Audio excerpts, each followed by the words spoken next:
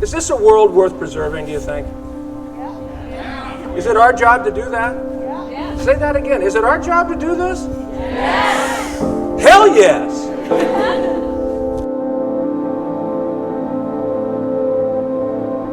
We're here today in support of the global climate strike and youth climate walkout.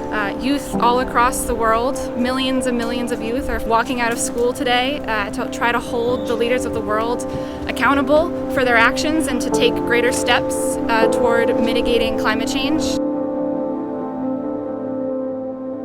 The purpose of the teach-in was to inform all the students about what's happening with the Juliana versus United States case.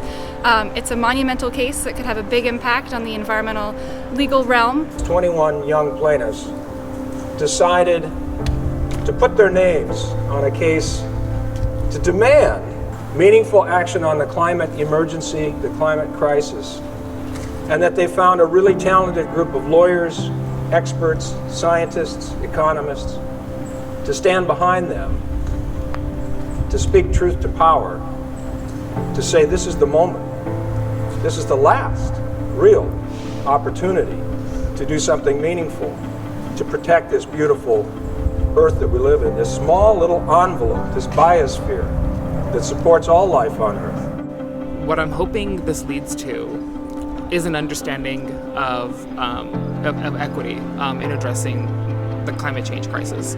Environmentalism has often forgotten low-income communities and communities of color around the world have borne the brunt of environmental degradation. And their voices have been shut out of the process to these solutions for so long.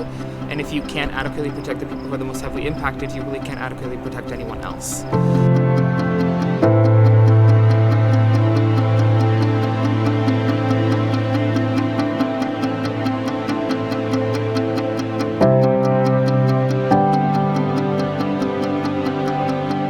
A doctrine embedded in this case.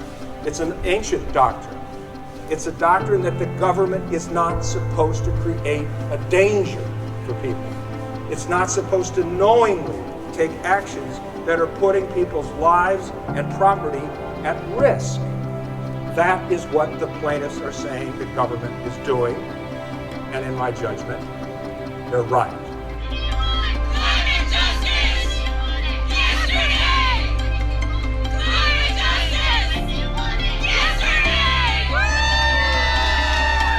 Seeing the people here this morning, I believe there's enough of an understanding in this next generation of environmental policy advocates, environmental lawyers, of understanding the need of following in the footsteps of frontline communities and using the tools that we're developing here at the school in service of people who have been leading this fight for decades and who have not had the access to the resources and institutions that we're a part of today.